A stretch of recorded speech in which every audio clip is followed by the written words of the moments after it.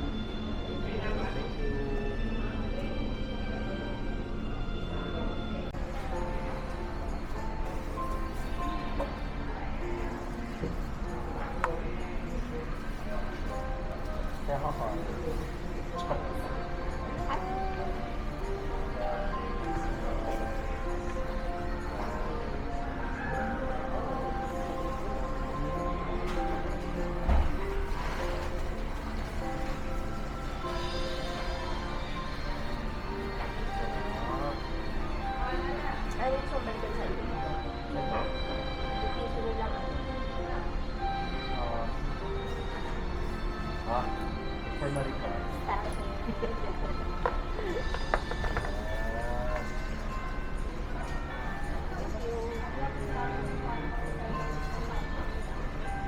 Relax na kami. May kami ng seafood. Walang tibutas yung akin. Si Car, malig sa seafood kung kailangan ng antihistamine. Ito na! Buhos ng kanin. Parang binuhos mo rin. Ayan! Bigay ibang culture. Ano lang naman? Lalagyan ni Maricar ng garlic. Yung rice Maricar. Yay! Ayan more butter. Parang, More butter? Butter lang. Parang dami ng garlic. Wow! Boosh! Yes! You want this? Ay, sige. Okay, go. Ito yung Cajun Yeah, na mama sauce. Ako na yung garlic. So much. Yung celebrant talaga yung Ayan, may pa-appetizer kami na, this is tempura and then merong calamares. Jean, kumuha ka dito. Tapos may, actually sa TikTok, nakikita ko to. Ang tawag nila, seafood boil. Tapos may kasamang potato. Ano to? Mussels. Tahong. Scallops. Corn. May corn. May crab manika. Yan. Halito mo lang crab. Charles. Ayun. Gano'n lang siya. Ang lungkot. Uy, kakain na. Uy, ang tagal ko hindi nagkakana. Iba kasi kinakamoy. Hindi, okay lang. Para hindi, hindi mga moy. Ay, hindi mo na naman ka dito, Car. Ay. Baka dodoble kasi. Sa crabs. So, dalawang kamay dapat? Maghimay kita siya. Huwag na, okay lang pa. Birthday. Emma. Ano to, independent woman tayo. Emma! Uy, ang sarap. Scallops, everyone.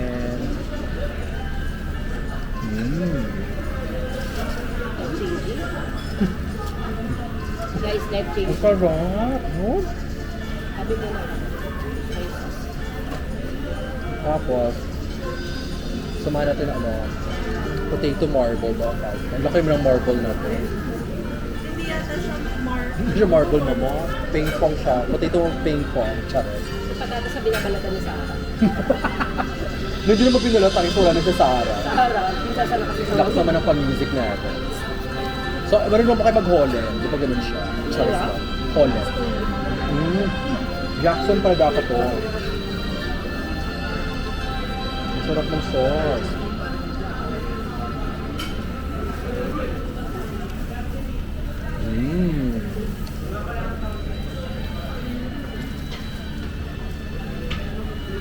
Sabi ng mga ko, Sarah kasi kumain na rin yung dalawa. Kasi ginahirap pa kami eh. Hindi pa kami Paikot-ikot, ganyan. Nag-malling pa. Ano lang. Nalap na kasi pa kami. Ito yung tako. Medyo na-overpower lang yung garlic. Oo. Lasa ng sili. So true. Wala na yung pagkasi. Pero ma'am, the garlic is giving.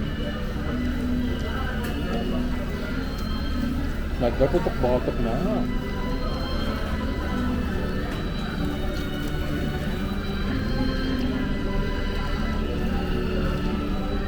Hindi ko pa gano'n. Hindi man ba? Kanina ko pa kaya ginagawa. True. Gusto mo yun yun? No? Butter? Kasi actually yung ganito nakikita ko sa US. Diba? Yeah. Yung seafood boiled ba, ma'am? Nakita ko talaga sa FYP talaga sa TikTok. Kasi ko, may gano'n ba? Isa.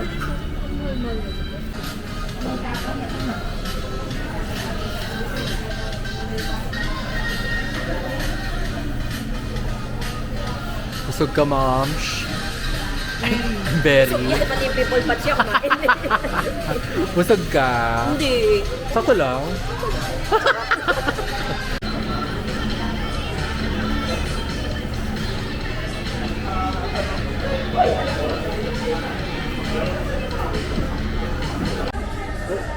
Ayan, ano na kami? Tequila. Ay, ano ba to? Tito pala tequila to? Margarita. For the birthday girl, yes. Nag-enjoy ba kayo today? Ikaw, ma'am, kumusta ang pa-birthday natin siya? Party. Party. Yes. Yay.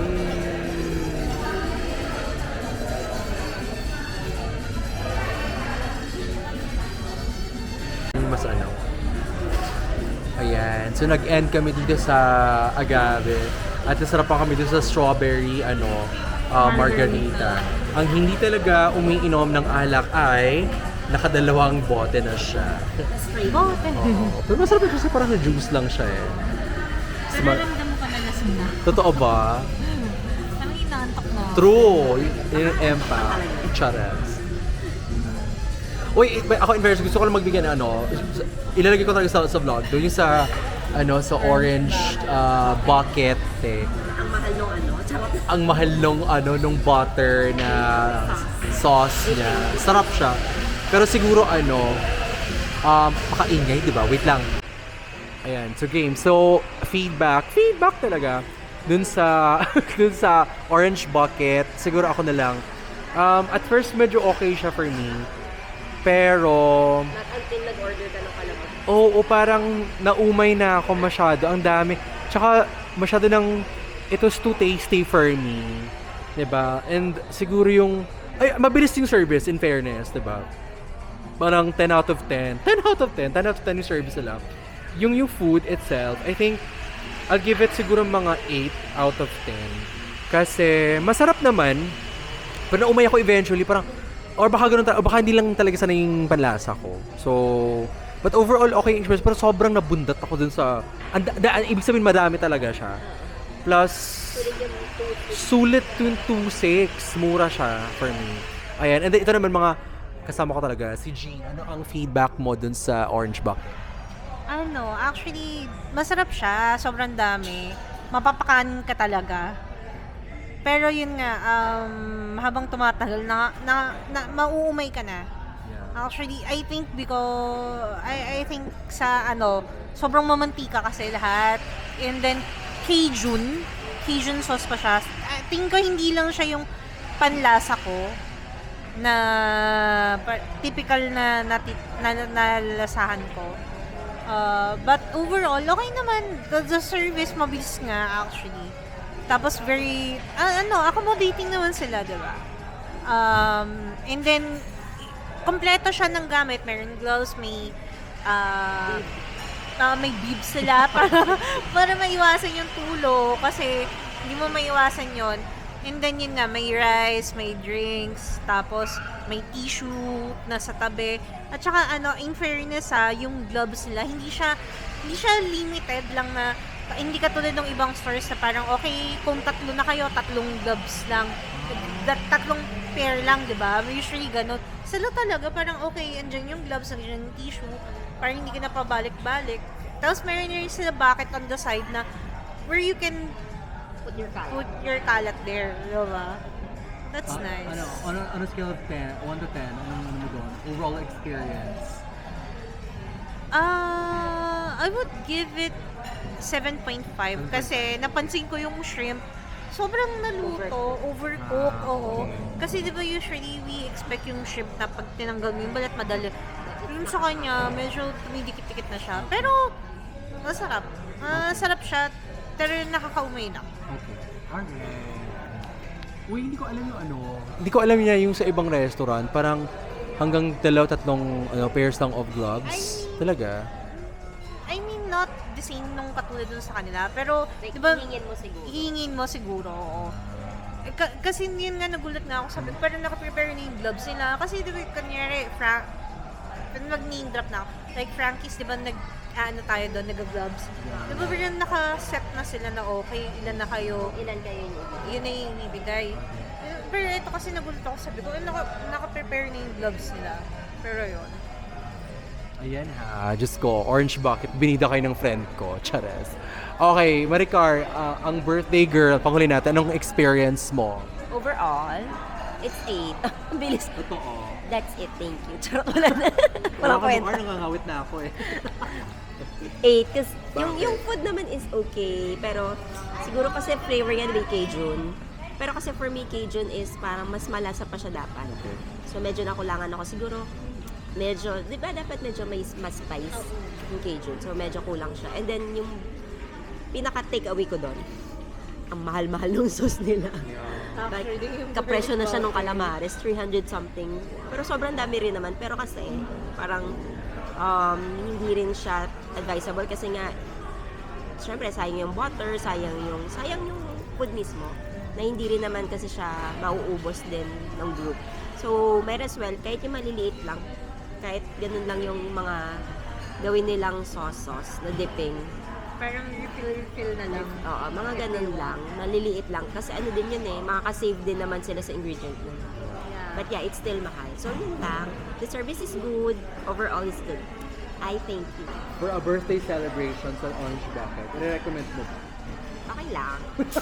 Kasi hindi nila ako kinantakan. Tapos masama ata yung loob sa pagbigay ng brownies. Oh my Charot God, lang. Charot lang. Thank you sa brownie. Oy, hindi kami nag-call out ha. Charot lang. Kasi napansin lang namin, before dumating sila Car, parang ako na una, and then nagpalista na ako, diba? Tapos narinig ko, may kinantahan ng birthday song doon with the brownie served. Or yung cake yata nila. Nung kami, thrice na ako nang sabi na birthday ni Car, parang dead ma. And then, ang pakonsuelo na lang namin, di ba may ano kayo, libre kayong brownies, yun yung binigay. Wala man lang pakanta, yun lang. Isip ba, nagtampo lang kami. Anyway, so I think it was a good experience. Pero siguro, hindi ako uulit doon. But siguro some other time, with another set of friends. I think mas marami. Feeling ko mas enjoyable ko yung sobrang dami nyo. Okay. Like a family. Pero feeling ko kasi tatlo lang tayo kaya ang dami ng food. Oo, umay-umay. Ikaw, babalik ka. Babalik naman din for the seafood. Okay. Pero not Not soon. palagi. Oo. Oh, Not Maybe soon. after oo. 2 years. After mga 10 years, charas lang. Kasi today parang sobrang naumay talaga ako. Sobrang ayoko na, my God, ayoko na mag-seafood. Ew, charas. Anyway, so thank you for watching this vlog and samahan niyo ulit kami sa another food experience. But it was a good experience at least, no? O di ba pag ilan yun? Ilan average yun? Nagbigay ako ng ilan yung score ko? 8, 7.5. So mga 7.75? Thereabouts. O mga almost 8 na. O di ba? Okay pa rin score namin. At saka medyo mainit lang. Yun yung isa ka bang comment? Maybe kasi aircon ng mall. Okay. Sa mall na aircon. So centralized kasi yung aircon. So kaya siguro ganun. But anyway, okay naman. Pero I would rather try another seafood sa siguro na restaurant. Yun lang. Thanks so much for watching. Give it a like and share this video if you like. If you're a hater, then hate all you want. Chares lang. Bye everyone!